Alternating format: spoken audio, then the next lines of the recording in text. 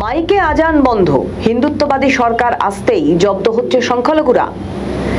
আইন সবার উপরে, শব্দ দূষণ রোধে এবং সাধারণ মানুষের শান্তির অধিকার নিশ্চিত করতে কার্যকর করা হলো পর্ষদের পুরনো নির্দেশিকা।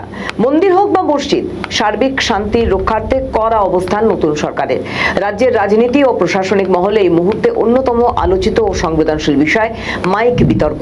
দূষণ নিয়ন্ত্রণ পর্ষদের দীর্ঘদিনের পুরনো শব্দবিধি ও নির্দেশিকাকে সামনে রেখে বাংলার বিভিন্ন প্রান্তে মসজিদগুলি থেকে মাইক খুলে ফেলার প্রক্রিয়া শুরু হয়েছে।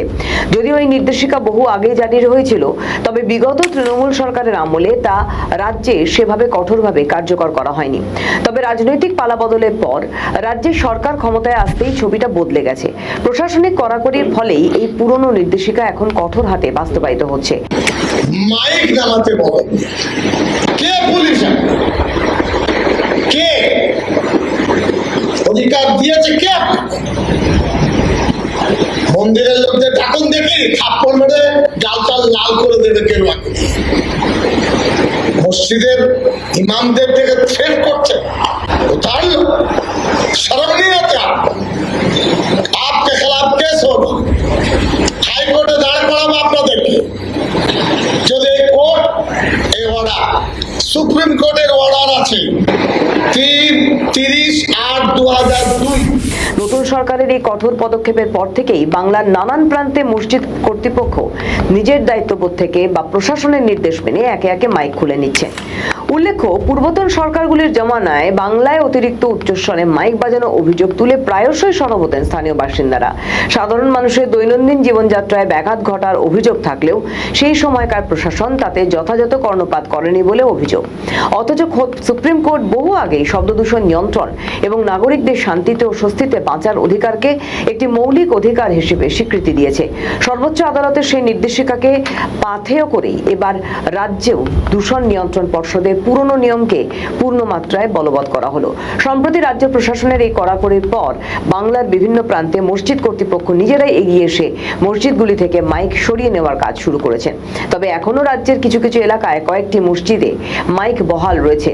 প্রশাসনের পক্ষ থেকে আশা প্রকাশ করা হচ্ছে যে খুব শীঘ্রই সেই সমস্ত মসজিদ কর্তৃপক্ষ সরকারি নির্দেশিকা মেনে এবং এলাকায় শান্তি ও সম্প্রীতি বজায় রাখতে নিজেরাই মাইকগুলিকে নামিয়ে নেবেন।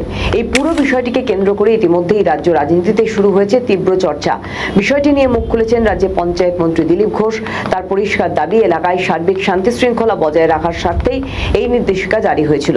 বর্তমান সরকার কড়াকড়ি করতেই একাধিক মন্দির ও মসজিদে মাইক নামিয়ে ফেলা হয়। মন্ত্রী স্পষ্ট ভাষায় জানিয়েছেন, ধর্মীয় স্থান যাই হোক না কেন, তা মন্দির হোক বা মসজিদ, সার্বজনীন স্থানে মাত্রাতিরিক্ত শব্দে মাইক বাজিয়ে সাধারণ মানুষের অসুবিধা সৃষ্টির কোনো অধিকার কাউকে দেওয়া হয়নি। আমি জানি না কে করাচ্ছে, কেন করছে। সরকারের নির্দেশিকা, সেটা সবাইকে মানতে হবে। যদি কেউ জোর করে খোলায়, সেটা কথা বলা উচিত, ঠিক নয়। আর সব জায়গায় মাইক লাগানোর অনুমতিও নাই। মন্দিরে মসজিদে সব জায়গায় মাইক লাগাতে কে বলেছে? যখন এই ধর্মের কাজ শুরু হয়েছে, ভগবান এসছেন, প্রফেটরা এসেছেন, তখন থোড়াই না মাইক ছিল। তো সেই জন্য অন্যের ডিস্টার্ব না হয়, সেজন্য সাউন্ড কন্ট্রোলে থাকা উচিত। এটা সরকার বলেছে, সেটাই সবার মানা উচিত। হ্যাঁ, কিন্তু সাউন্ড কন্ট্রোলের নামে অনেক ক্ষেত্রে যেটা হচ্ছে, পুলিশ একটু হাইপার অ্যাক্টিভ হয়ে গেছে এবং তারা অনেক জায়গা থেকে লাউড স্পিকার খোলার মৌখিক নির্দেশিকা জারি করছে। জোর করে কিছু করানোর দরকার নেই। তার কথায়, মন্দির বা মসজিদ সাধারণ মানুষের অসুবিধা নয় হয় এমন কাজ কোথাও করা যাবে না। কোথাও এদের মাইক লাগানোর অবাধ অধিকার দেওয়া হয়নি। শব্দদূষণ নিয়ন্ত্রণ এবং আইনি শৃঙ্খলা দোহাই দিয়ে নেওয়া এই প্রশাসনিক পদক্ষেপ বাংলার রাজনীতিতে এক নতুন আলোচনার জন্ম দিয়েছে। একদিকে যেমন সাধারণ নাগরিকদের একাংশ শান্তি ও স্বস্তির কথা ভাবছে, অন্যদিকে এই ঘটনাকে কেন্দ্র করে তৈরি হয়েছে নানান রাজনৈতিক বিতর্ক। আমাদের ভিডিও ভালো লাগলে লাইক ও শেয়ার করুন। কমেন্ট সেকশনে আপনাদের মতামত জানান।